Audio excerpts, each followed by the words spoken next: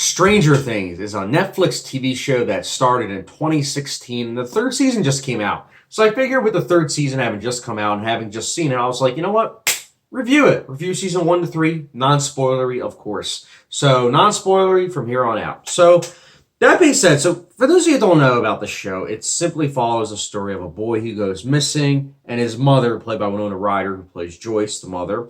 She wonders about him. She wonders why he's gone missing. And even when he's found and he's found to be dead, she still doesn't believe it. She doesn't. So this is a story about the friends of the boy that's dead and the mom as they're all trying to seek him because they don't truly believe that he's dead.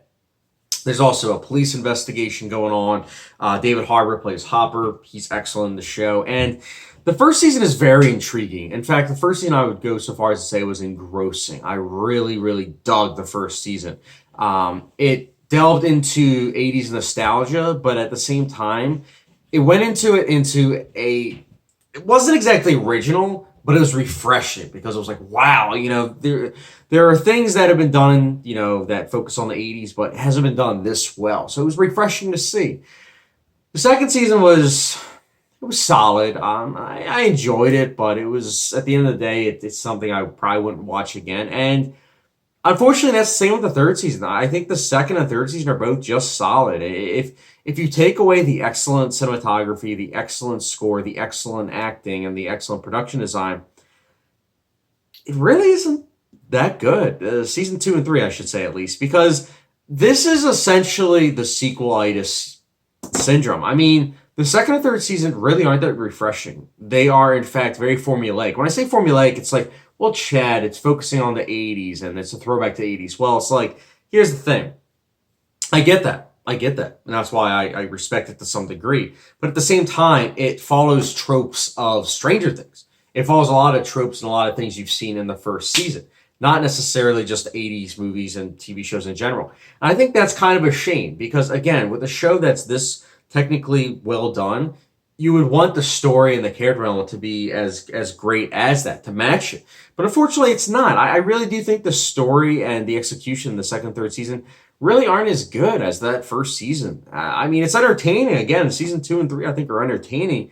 But I think at the end of the day, this is a show that, for me personally, just kind of dips in quality. And it reminds me of like House of Cards.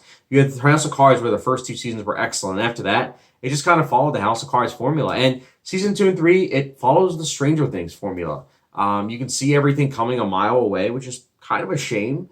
It starts out slow and then it gets really, really intense. And, characters die, but actually don't die. And it just, I've seen it before. I've seen it before with Stranger Things. They did it in the first season. And I just kind of hope that with season 4, because again, we know that season 4 is coming out. I just hope that they take more risks, that they stray from that Stranger Things formula and start to try and find new footing, try new things out, because that is truly what a great show can do. It can become more than the sum of its parts. And I do have to say, even with all this criticism, I still found season 2 and 3 entertaining. I don't want to be a Debbie Downer and say, oh no, I didn't like season 2 and 3 at all. No, I found them to be entertaining. I just at the same time was scratching my head saying, this could be so much more. All the things are there to make it better. And as much as I wasn't the biggest fan of season 3, I still enjoyed it, and I liked the addition of Maya Hawke, who played Robin. I think she was a great addition. Her and Steve's chemistry was excellent, and what they did with Robin, I think, was really good at the end of the third season. I think it was very refreshing, and if they continue doing that kind of stuff, where it's like, oh wow, you subverted my expectations, you surprised me, and it made sense to the character on screen, then I'll probably really, really dig season 4. But for now, I think that season 3 and season 2 of Stranger Things, I know I've said it 1,000 times, but it's that Stranger Things formula, man.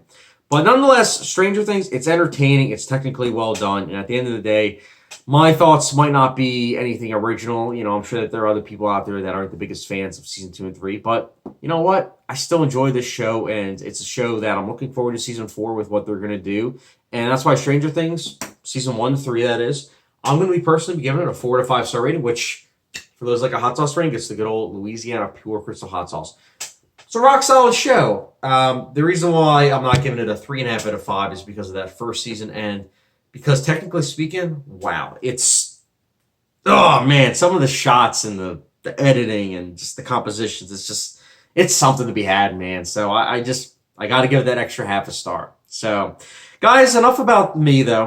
What did you think about Stranger Things Season 1 and 3? Let me know your thoughts in the comment section down below. And what are you expecting in Season 4? Comment section down below. And as always, guys, thank you very much for watching. Don't forget the subscription, notification bell, and I'll catch you guys later.